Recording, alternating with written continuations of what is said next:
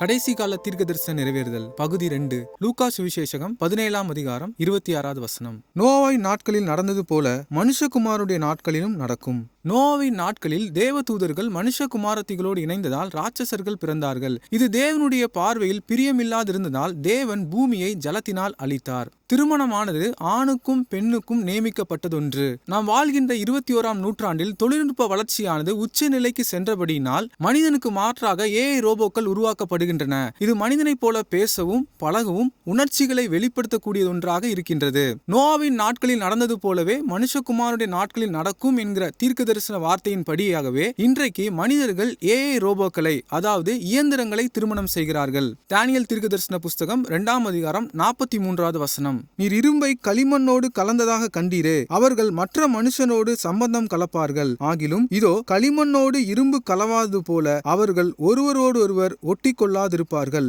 இந்த களிமண்ணானது மனிதனையும் இரும்பானது இயந்திரத்தையும் குறிக்கிறது. இவர்கள் சம்பந்தம் கலப்பார்கள் என்று வேதாகமும் குறிப்பிடுகிறது. ஆங்கில வேதாகமும் RSV மொழிபெயர்ப்பில் நான் பார்க்கும்போது மேரேஜ் என்கிற வார்த்தையை அவர்கள் பயன்படுத்துகிறார்கள். கடைசி நாட்களில் இரும்பும் களிமண்ணும் கலந்த ஒரு ராஜ்யம் உருவாகும் என்று தானியேல் தீர்க்கதரிசி தீர்க்க தரிசனமாக உரைக்கிறார். இன்றைக்கு களிமண்ணும் இரும்பும் கலந்த ஒரு ராஜ்யம் உருவாகிறதை நாம் கண்முன்னே காண்கிறோம். இந்நாட்களில் தேவன் அழியாத ஒரு ராஜ்யத்தை உருவாக்குவார் என்று தானியேல் தீர்க்க தரிசன புஸ்தகம் 2ஆம் அதிகாரம் 44வது வசனம் குறிப்பிடுகிறது. ஒரு கல் கையால் பெயர்க்கப்படாமல் மலையிலிருந்து பெயர்ந்து உருண்டு வந்து இரும்பையும் வெண்கலத்தையும் களிமண்ணையும் வெள்ளியையும் பொன்னையும் நொறுக்கினதை நீர் கண்டீரே, அப்படியே அது அந்த ராஜ்யங்கள் எல்லாம் நொறுக்கி நிர்மூலமாக்கி தானே என்றென்றைக்கும் நிற்கும். ஆண்டவராக இயேசு கிறிஸ்து சீக்கிரம் வரப்போகிறார். நாம் ஆயத்தப்படுவோம்.